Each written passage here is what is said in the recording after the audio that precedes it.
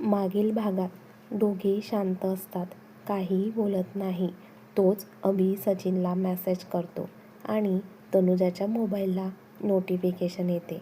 अभि हसत, "बघ, तुला काहीतरी मेसेज आला, ओपन करून बघ." तशी तनुजा गोंधळून अभिकडे पाहत मोबाईल ओपन करते आणि मोबाईलमधील फोटो व्हिडिओ बघून तिचे डोळे फुटबॉलसारखे मोठे होतात. ती गोंधळून अभिकडे पाहते तर अभि आरामात चेअरवर बसून हसत असतो.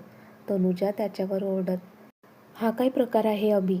अभि पण तिच्यावर आवाज चढवून, "खरं तर हे मी तुला विचारायला हवे की हा काय प्रकार आहे म्हणून, पण तू तर माझ्यावरच ओरडत आहेस." आता तनुजाकडे बोलायला काहीही नव्हते. ती तर खाली मान घालून शांत बसलेली असते, पण शेवटी बोलतेच, "अभि, हे सगळं का? आपली एंगेजमेंट झाली आहे ना?" "हो, झाली आहे. तर मी मोडू पण शकते, पण याने दोघं फॅमिलीचे नाव खराब होईल. मग काय करावे असे तुला वाटत आहे?" "तनुजा, तुला वाटत असेल मला तुझ्याबद्दल माहिती नसेल तर हा तुझा गैरसमज आहे. मला तुझ्याबद्दल सगळं काही माहिती आहे. तू काय काय केले आहे. रोज रात्री तुला नवीन एक..." "अभि, बस." तनुजा ओरडून बोलते. "आता ओरडून काय होणार आहे? जे खरं आहे त्यात लपवण्यासारखे काहीही नाही आहे. त्यामुळे आता मी तुला जे काही सांगतो तू तसंच करायचं." आणि अभि बोलायला सुरुवात करतो. तो बोलत असतो, ती शांतपणे ऐकत असते. पण ते ऐकत असताना तिच्या चेहऱ्यावरचे हावभाव बदलत असतात. तिला माहिती होते, आता जर अभिला मदत नाही केली तर तो तिचे व्हिडिओ नक्कीच पब्लिश करेल आणि त्यामुळे नुकसान तिचेच होणार होते. म्हणून ती जास्त विचार न करता अभिला मदत करायला तयार होते. बघूया पुढील भागात अभिने तनुजाला असे काय सांगितले असेल आणि तनुजा त्याची मदत करायला हो म्हटली आहे, पण खरंच त्याची मदत करेल का? आता पुढे अभिने तनुजाला जे काही दाखवले होते ते बघून तनुजाकडे बोलायला काहीही नव्हते, म्हणून ती अभिला मदत करायला तयार होते. अभि जे काही सांगेल ते ती करणार होती. तिचे बोलणे ऐकून अभि किंचित गालात हसतो, कारण त्याला तेच हवे होते. तो जे करतोय ते वाईट नव्हते, पण त्याला तनुजामध्ये अजिबात इंटरेस्ट नव्हता. आणि जर त्या दोघांचे लग्न झाले ही असते तरी एकमेकांसोबत हॅप्पी राहिले नसते. "मी तुला लवकरच सांगेल तुला पुढे काय करायचे आहे ते." ती पण मान हलवून हो म्हणते. आता तिला अभिसोबत तिथे थांबायचे नव्हते, म्हणून ती फोनचा बहाणा करून तिथून निघून गेली. अभिला मात्र समजले होते ती नाटक करते म्हणून.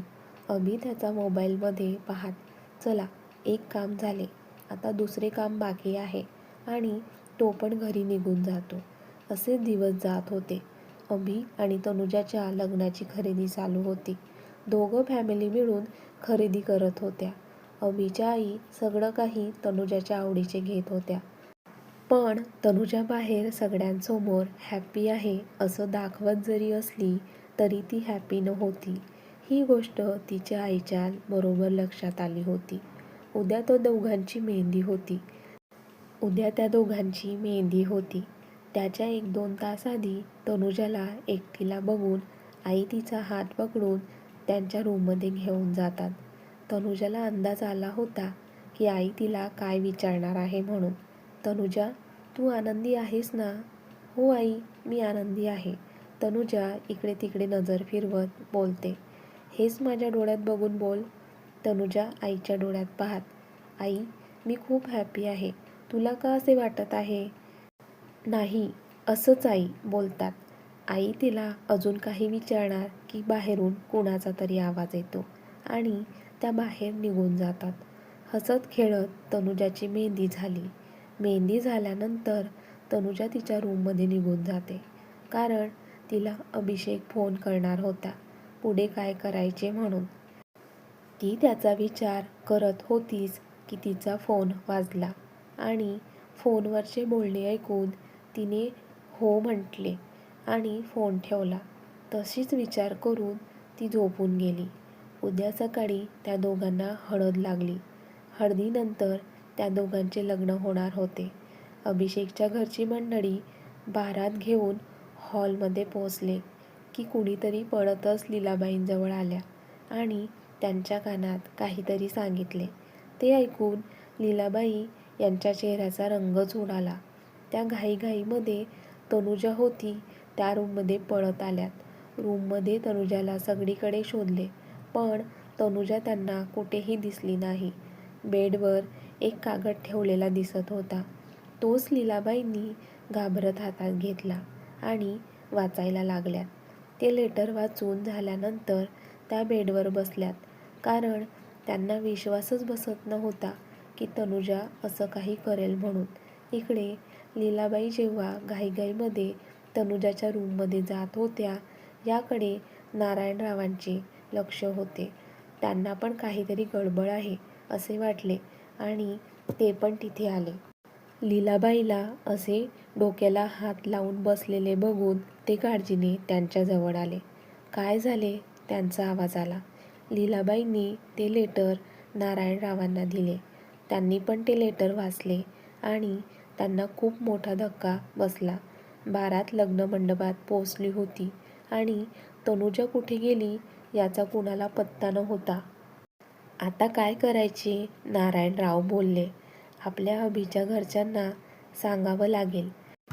लीलाबाई बोलल्या आणि त्यांनी अभिच्या आईपप्पांना रूममध्ये बोलवायला एका जणाला पाठवले. ती व्यक्ती अभिच्या आईपप्पांना तनुजाच्या आईपप्पांचा निरोप देते. अभिचे आईपप्पा पण गोंधळून त्या रूममध्ये जातात. अभिला तर माहितीच होते, पण तो असे दाखवत होता की त्याला काही माहितीच नाही म्हणून. लीलाबाई ते लेटर राजश्रीताई यांना देतात. राजश्रीताई आणि माधवराव ते लेटर वाचतात. आई पप्पा, तुम्ही खूप आनंदाने माझे आणि अभिषेकचे लग्न ठरवले होते, पण आई मला या लग्नात अजिबात इंटरेस्ट नाही आहे. मी अभिसोबत लग्न नाही करू शकत. मला माहिती आहे अभि खूप चांगला आहे, तरी पण मी त्याच्यासोबत लग्न करून त्याचे आणि माझे आयुष्य पणाला नाही लावू शकत. मी अशी अचानक निघून गेल्यामुळे तुम्हाला त्रास होईल, त्यासाठी मी तुमची माफी मागते. तुम्ही अजिबात त्रास करून घेऊ नका. मला माफ करा असे मी म्हणणार नाही, कारण मी माफी मागून पण तुम्ही मला माफ करणार नाही माहिती मला. तुमची तनू. लेटर वाचून अभिच्या आई पप्पांना पण खूप मोठा धक्का बसतो. माधवराव नारायणरावांवर आवाज चढवून, जर तुमच्या मुलीला अभिसोबत लग्न करायचे नव्हते तर तुम्ही दोघांनी लग्नासाठी फोर्स का केला? खरं तर तनुजाच्या आईपप्पांना माहितीच नव्हते, पण आज तनुजामुळे त्यांना बोलणे ऐकावे लागत होते. ते दोघं हात जोडत, हे बघा, तुम्ही गैरसमज करून घेऊ नका. तनुजा असं काही करेल आम्हाला खरंच माहिती नव्हते. आता तनुजा नाही तर अभिचे लग्न. बाहेर किती पाहुणे मंडळी आले आहे, त्यांना काय तोंड द्यायचे? आज तुमच्या तनुजामुळे किती लोकांना तोंड द्यावं लागेल याचा विचार तुम्ही केलाय का? तुम्ही आम्हाला थोडा वेळ द्या. मी तनुजाला शोधायचा प्रयत्न करतो. आता जर तिला लग्नच करायचे नाहीये तर तिला शोधून पण काय उपयोग ना? आई पप्पा कधीचे आत गेले आहे, अजून बाहेर आले नाही. हे बघून अभिषेक पण तिथे जातो. तो खरं तर 5 मिनिट आधीच तिथे आला होता आणि त्याने या चौघांचे बोलणे ऐकले होते. प्लीज माधव, समजून घे आम्हाला. प्रयत्न करू तर दे तनुजाला शोधायचा. आता शोधून ती कुठे सापडणार आहे काका? अभिषेकचा आवाज येतो आणि हे सगळे तिकडे पाहतात. तिला जर हे लग्न करायचे असते तर ती अशी निघून गेली नसती आणि तुम्ही तिला शोधून पण माझ्यासमोर आणले तरी मी तिच्यासोबत लग्न करणार नाही.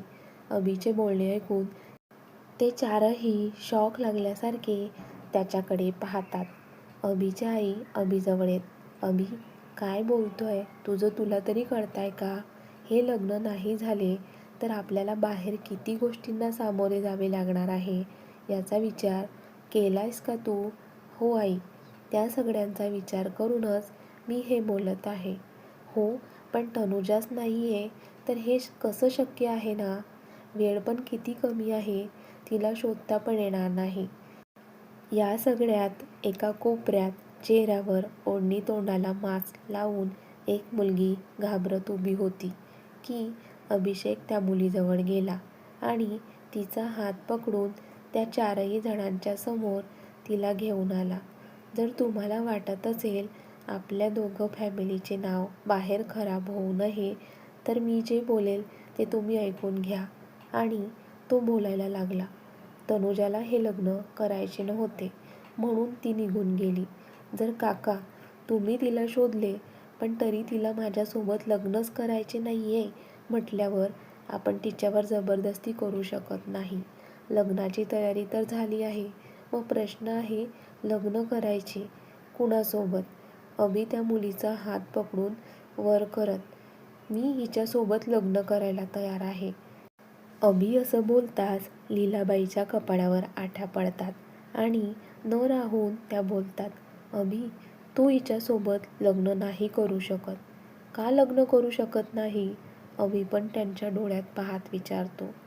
ते लहानपणापासून तिच्या पूर्ण शरीराला काहीतरी झाले आहे. त्यामुळे तिच्या शरीरावर रॅशेस येतात आणि तिचा चेहरा काळा-निळा रंगाचा होतो. फक्त चेहराच नाही तर पूर्ण शरीरावर काळे-निळे डाग येतात तिला. तुम्ही तिच्यासोबत लग्न नाही करू शकत. लीलाबाईचे बोलणे ऐकून अभिच्या आईबापांना काळजी वाटते. भावनेच्या भरात अभिने चुकीचा निर्णय घेऊ नये एवढंच त्यांना वाटत होते. अभि तू हिच्यासोबत लग्न नाही करू शकत. तिला लहानपणापासून कसले तरी रॅशेस येतात. आता पण बघ कशी पूर्ण चेहरा आणि तिचे अंग झाकून घेतले आहे तिने. शिवण्या तर त्याच्यासमोर स्टॅच्यूसारखी उभी असते. काही बोलू पण शकत नव्हती. नारायणरावांना शिवण्याची काळजी वाटत असते. ते पण विनवण्या करत, हे बघा तुम्ही तिच्यासोबत लग्न नाही करू शकत. हे बघा तुमची काळजी साहजिक आहे. पण आता आपण अशा सिच्युएशनमध्ये अडकलो आहे की हिच्यासोबत लग्न करणे हाच एक मार्ग आहे. अभि बोलतो. अभिला माहिती होते या लग्नासाठी सगळेच नकार देतील म्हणून. तो मुद्दाम जोराने ओरडत, शेवटची सांगतोय, मी लग्न करेल तर हिच्यासोबत. बाकी मी काही ऐकून घेणार नाही. त्याचा तो कडक आवाज ऐकून 4ही जण शांत होतात. त्यांना माहिती होते आता अभिला कितीही समजावले तरी त्याचा निर्णय तो बदलणार नाही म्हणून. ते सगळे नाईलाजाने तयार होतात आणि पुढची तयारी करायला घेतात. दोघं फॅमिली नाराज होत्या कारण अभिने त्याच्या मनाचे केले होते. अभिने सांगितल्याप्रमाणे शिवण्याला तयार करण्यात आले. तिच्यासोबत लग्न करायला निघाला होता पण तिच्याबद्दल त्याला जास्त काही माहिती नव्हते. तरी त्याला तिच्यासोबत लग्न करायचे होते. अभि स्टेजवर येऊन उभा होता. तोच शिवण्या पण दुसऱ्या बाजूने येऊन उभी राहिली. गुरुजी मंगलाष्टके बोलत होते. जसे शेवटचा सावधान म्हटले तसा अंतरपाट बाजूला झाला आणि त्या दोघांनी एकमेकांना हार घातले. हार घालताना अभि आताही तिच्या सुंदर डोळ्यांकडे पाहत होता. ती मात्र निर्विकार होती. काय सुरू आहे तिच्यासोबत? असे अचानक काय होतेय यातून ती अजून बाहेर आली नव्हती. त्यानंतर सप्तपदीला सुरुवात झाली आणि अभिने शिवण्याच्या गळ्यात त्याच्या नावाचे मंगळसूत्र घातले. तिच्या भांगेत पण सिंदूर भरले. आज त्या दोघांचे लग्न झाले होते. म्हणतात ना आपल्या गाठी स्वर्गात बांधलेल्या असतात, तशीच गाठ अभि आणि शिवण्याची बांधली गेली होती. आज ती शिवण्या अभिषेक सरदेसाई झाली होती. तिच्या नावापुढे अभिचे नाव जोडले गेले होते. त्याची बायको म्हणून तिला नवीन ओळख मिळाली होती. पण या सगळ्यात शिवण्या अजून पण शांत होती. एका शब्दाने ती बोलली नव्हती. सगळे विधी झाल्यानंतर त्या दोघांनी गुरुजींना नमस्कार केला. आणि त्यानंतर घरातील सगळ्या मोठ्यांना नमस्कार करायला ते गेलेत. दोन्ही फॅमिली नाराज होत्या. त्यांनी नाराजीनेच त्या दोघांना आशीर्वाद दिलेत. कारण सगळ्यांच्या समोर त्यांना तमाशा नको होता. सगळं झाल्यानंतर कुणाचीही जेवायची इच्छा नव्हती. आता वेळ होती ती बिदाईची. मामांनी शिवण्याच्या डोक्यावरून हात फिरवला शिवण्याला त्यांच्या मिठीत जाऊन रडावेसे वाटत होते, पण ती मामींना घाबरून जागच्या जागीच उभी राहून रडत होती. मामांच्या व्यतिरिक्त त्यांच्या घरात काम करणाऱ्या शालूताईंची पण खूप आवडती होती शिवण्या. त्या ताई शिवण्याजवळ आल्यात आणि शिवण्याने त्यांना मिठी मारून रडायला लागली. हुदके देऊन रडत होती शिवण्या. शालूताई तिला समजावत, बाळा आता रडायचे नाही, तुझे लग्न झाले आहे, तुझी आणि घरच्यांची काळजी घ्यायची. शालूताई तिला समजावत होत्या. मामानंतर शालूताईच तिचा आधार होत्या. त्या फक्त दिवसभरात भेटायच्या. रात्री शालूताई त्यांच्या घरी निघून जायच्या. पण शालूताईंनी शिवण्याला स्वतःच्या बहिणीसारखे प्रेम द्यायच्या. शिवण्याला समजावून त्या बाजूला झाल्यात. त्या दोघांना असे भेटताना बघून मामींना ते नाटक वाटत होते. शालूताई मामींकडे पाहत मनातच बोलतात, कोणाचे कितीही वाईट करायचे ठरवले ना तरी देव बरोबर करतो. चांगल्या लोकांच्या बाबतीत चांगलेच घडते. आज शिवण्या या घरातून बाहेर पडली याचा शालूताईंना खूप आनंद होत होता. कारण त्यांनी पाहिले होते लीलाबाई शिवण्याला किती त्रास द्यायच्या ते. मामाने तिच्या खांद्यावर हात ठेवून तिला आधार देत होते. त्यांना पण तिला मिठीत कवटाळून घ्यावेसे वाटत होते. पण त्यांच्या बायकोमुळे ते पण शांत होते. त्यांना तनुजाबद्दल दुःख होते, पण शिवण्याचे लग्न अभिसोबत झाले याचा मनातून आनंद पण होत होता. ते त्या दोघांना सोडायला कारजवळ येतात. अभिच्या समोर उभं राहून नारायणराव हात जोडतात. काहीही बोलत नाही. अभि पण त्यांना समजून घेत त्यांच्या हातावर हात ठेवतो आणि डोळ्याने सांगतो, तुम्ही निश्चिंत राहा म्हणून. ते दोघं कारमध्ये बसतात. बाकी फॅमिली पण काही न बोलता नमस्कार करून कारमध्ये बसतात आणि सरदेसाई बंगलोकडे जायला निघतात.